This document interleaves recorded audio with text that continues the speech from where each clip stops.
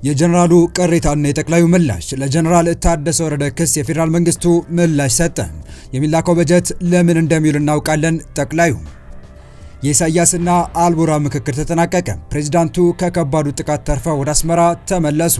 ኢሳያስ በሰላም ወደ ኤርትራ ተመልሷል። የማነ ገብረ መስቀል ግብጽ በእንቢተኛ አቋም ጸናች። የህዳሴው ግድቡን በተመለከተ ከኢትዮጵያ ጋር ተጨማሪ ንግግር አይኖርም ሲሉ የግብፁ የውጭ ጉዳይ ሚኒስትር ተናገሩ። በትግራይ ክልል ከደሞዝና ጥቅማጥቅም ጋር በተያያዘ ተነስቶ የነበረው ውዝግብ አሁንም ቀጥሎ የፌዴራል መንግስቱና ጊዜያዊ አስተዳደሩ የቃላት ልውውጥ ውስጥ እንዲገቡ አስገድዷቸዋል። ህወሓት በአክሱም ስብሰባውን ባደረገበት ወቅት ወደ ፌዴራል መንግስቱ ያሻገራቸውን ክሶች የጊዜያዊ አስተዳደሩን በፕሬዝዳንቱ በኩል ወደ አዲስ አበባ አሻግሮታል። ከአቅሜ በላይ ነው የሚለው የጀነራሉ መግለጫም በጠቅላዩ ምላሽ ተሰጥቶበታል። በአሁኑ የመረጃ ሰዓታችን የምንቃኘው ጉዳያችን ነው። በሌላኛው መረጃችን ደግሞ ወደ ፖርት ሱዳን በማቅናት ከጀነራል አልቡርሃንና ባለስልጣኖቻቸው ጋር የመከሩት የኤርትራው ፕሬዝዳንት ኢሳያስ አፈወርቂ ወደ አስመራ መመለሳቸው የተመለከተው እና ግብጽ የህዳሴ ግድቡን በተመለከተ ከኢትዮጵያ ጋር ተጨማሪ ውይይት እንደማታደርግ ያስታወቀችበትን አክለን በዝርዝር ልናስደምጣችሁ አሰናድተናል። ሰላም ውድ የሉል ዴይሊ ቤተሰቦች እንደምን አላችሁ? ቻናሉን ሰብስክራይብ፣ ላይክ፣ ሼር ያደረጋችሁ እስከ መረጃዎቻችን ፍጻሜ አብራችሁን ቆዩ።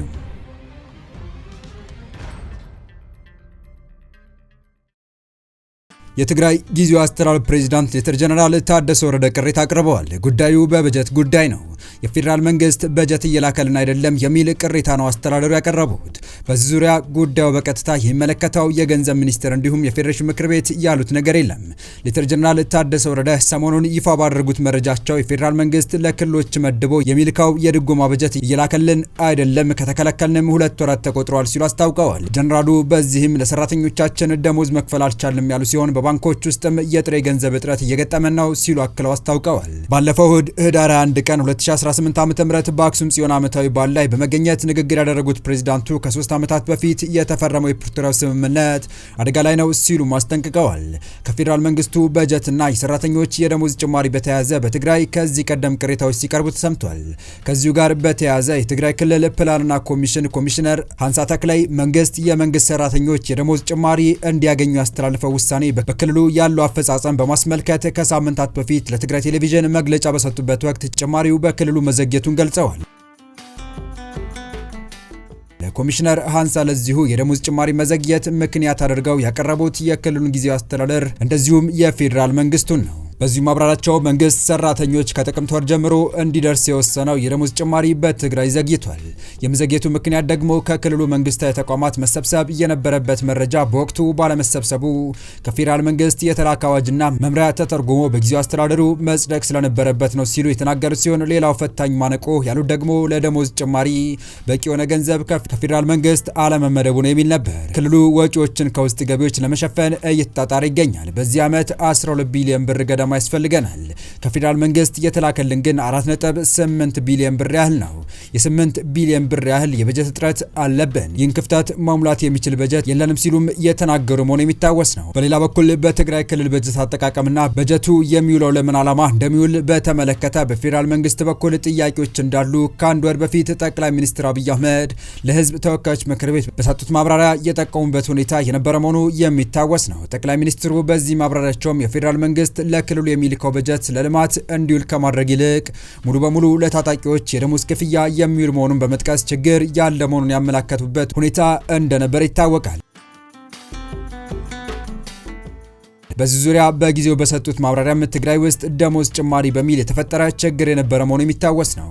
ትግራይ ያሉ ታጣቂዎች በመልሶ ማቋቋም ወይም ዲዲአር ቢወጡ ለሀገርም ለቤተሰብም ይጠቅማል። እነዚህ ወጣቶች በዲዲአር ውስጥ እንዳያልፉ አድርጎ በመያዝ በደሞዝ መጨቃጨቅ አስፈላጊ አይደለም። ትግራይ የምንልከው በጀት ሙሉ በሙሉ የሚውለው ለወታደሮች ነው። ይሄ ትግራይን እየጎዳ ነው ሲሉም ነበር የተናገሩት። ትግራይ የምንልከው በጀት ሙሉ በሙሉ የሚውለው ለወታደሮች ነው። ይህ ትግራይን እየጎዳ ነበር ያሉት ጠቅላዩ በፕሪቶሪያው ስምምነት መሰረት የትግራይ ጊዜያዊ አስተዳደር ተጠሪነቱ ለፌዴራል መንግስቱ ሲሆን እስካሁን ባለው ሁኔታ ጀነራል ታደሰ የስራ አፈጻጸማቸውን በተመለከተ ለፌዴራል መንግስት ሪፖርት ማቅረባቸው የሚያመለክት መረጃ አልወጣም። በቀጣይ መረጃ የኤርትራው ፕሬዝዳንትና የጀነራሉ ምክክር ተጠናቋል። በቀጠናው ጉዳይ ጀነራሉና ኢሳያስ አብረን ለመስራት ተስማምተናል ሲሉ ይፋ አድርገዋል።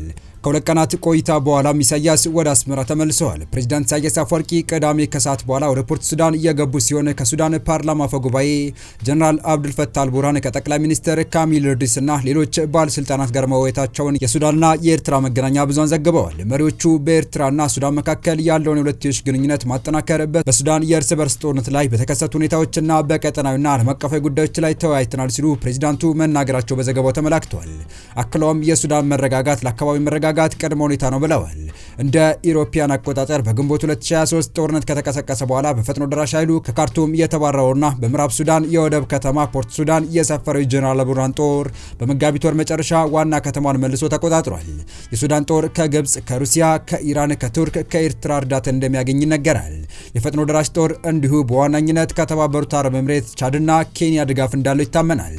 የሳውዲ አልጋ ወራሽ መሐመድ ቢን ሰልማን ከሳምንት በፊት ዋይት ሃውስ ጎብኝተው ለፕሬዚዳንት ትራምፕ የሱዳን ሁኔታ በመግለጽና ውዝግቡን ለመፍታት ጣልቃ እንዲገቡ መጠየቃቸው ተዘግቧል።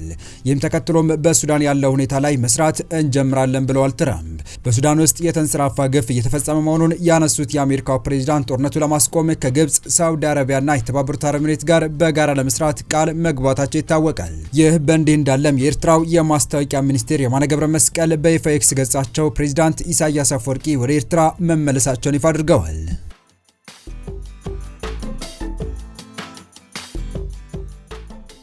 በዚሁ ወደ መጨረሻው መረጃችን ተሻገርን። ታላቁ የህዳሴ ግድብን በተመለከተ ከኢትዮጵያ ጋር ተጨማሪ ውይይት እንደማያደርግ የግብጽ የውጭ ጉዳይ ሚኒስቴር ባድር አብዱላቲ ለቢቢሲ ተናገሩ። ከቢቢሲ ፎክስ ኦን አፍሪካ ጋር ቃለ ምልልስ ያደረጉት የውጭ ጉዳይ ሚኒስትሩ ላለፉት 13 ዓመታት የተደረጉ ውይይቶች አንዳችም መፍትሄ አላመጡም ብለዋል። የህዳሴ ግድቡ ከተመረቀ በኋላ በኢትዮጵያና በግብጽ መካከል ያለ ግንኙነት የበለጠ መሻከሩን ጠቅሰው በዚህ መካካር ምክንያት ዓለም አቀፉ ማህበረሰብ ስጋት ሊሰማው እንደሚገባም ተናግረዋል። ባለፉት 13 ዓመታት በሀገራቱ መካከል የተደረገው ውይይት ውጤት ባለማስገኘቱ ግብጽ በዓለም አቀፍ ሕግ መሰረት የውሃ ደህንነቷን እንደምታስከብር አክለዋል። ከዚህ ቀደም ከኢትዮጵያ ጋር የተደረጉ ውይይቶች ምንም ውጤት ባለማስገኘታቸው በቀጣይም ንግግር ማድረግ አስፈላጊ አይደለም ብለዋል የውጭ ጉዳይ ሚኒስትሩ። የግድቡ ጉዳይ ከኢትዮጵያ ጋር ካለን የሁለትዮሽ ግንኙነት ጋር የሚያያዝ ነው ያሉት ሚኒስትሩ ግድቡን እንደ ተናጠል እርምጃ ነው የምንቆጥረው ብለዋል። አክለውም ሕገ ወጥ ነው ሲሉ የመንግስታቸውን አቋም አንጸባርቀዋል። ግድቡን ከዓለም አቀፍ ሕግ ጋር የሚጣጣም አይደለም ሲሉ የገለጹት የውጭ ጉዳይ ሚኒስትሩ ዓለም አቀፍ ሕግ በግልጽ እንደሚለው ማንኛውም ድንበር ተሻጋሪ ወንዝ በዓለም አቀፍ ሕግ መሪዎች መመራት አለበት። ይህም ማለት ማሳወቅንና ጉዳት አለማስከተሉን ማረጋገጥ ያስፈልጋል በማለት አብራርተዋል። ከአንድ ወር በፊት ግብጽ ብሔራዊ ጥቅሟንና የውሃ ደህንነቷን ለማስጠበቅ አስፈላጊ የሆኑ ሁሉንም እርምጃዎች እንደምትወስድ ፕሬዚዳንት አብዱልፈታህ አልሲሲ መናገራቸው ይታወሳል። ኢትዮጵያ በሰጠችው ምላሽ ግብጽ ህገ ወጥነትና የበላይነት በተሞላው መንገድ የአባይን ወንዝ ለመቆጣጠር መሞከሯን ቀጥላለች ብላለች። አልሲሲ ግብጽ በዲፕሎማሲና እንደ መንግስታቱ ድርጅት ባሉ ዓለም አቀፍ ተቋማት ላይ መተማመኗ እንደ ድክመት መቆጠር የለበትም ብለዋል። ፕሬዚዳንቱ ኢትዮጵያ ታላቅ ህዳሴ ግድብን በማስተዳደር ረገድ እየተከተለች ያለውን ኃላፊነት የጎደለው አካሄድ አገራቸው እጇን አጣጥፋ አትመለከትም ብለዋል። የኢትዮጵያ የውሃና ኢነርጂ ሚኒስቴር በሰጠው ምላሽ ኢትዮጵያ በአባይ የመጠቀም መብቷን አሳልፋ እንደማትሰጥ አረጋግጠዋል።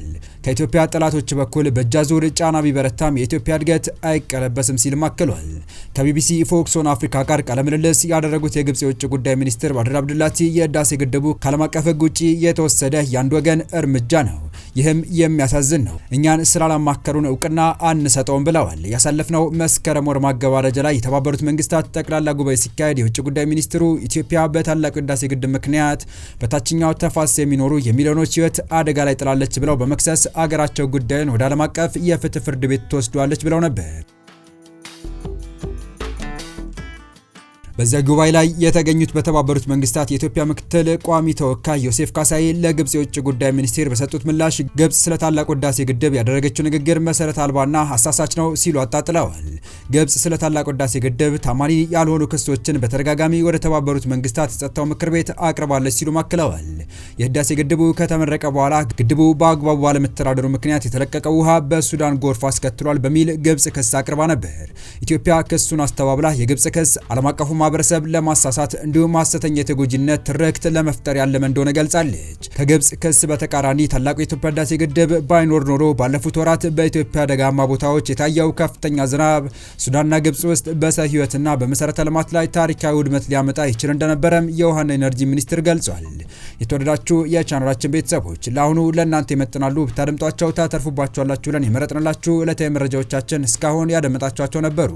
በተመሳሳይ ሀገራዊና ቀጠናዊ ጉዳዮች እንዲሁም ዓለም አቀፋዊ ጂኦፖለቲካ፣ ወታደራዊና አነጋጋሪ ክስተቶችን ለበለት ተከታትለን በትኩስ ይዘን እንደምንቀርብ እያሳወቀን የቻናሉ ቤተሰብ ካልናችሁ ሰብስክራይብ፣ ቪዲዮን ላይክ እና ሼር በማድረግ ተደራሽነታችን ታሰፉ ዘንድ አክብሮታዊ ግብዣችን ነው።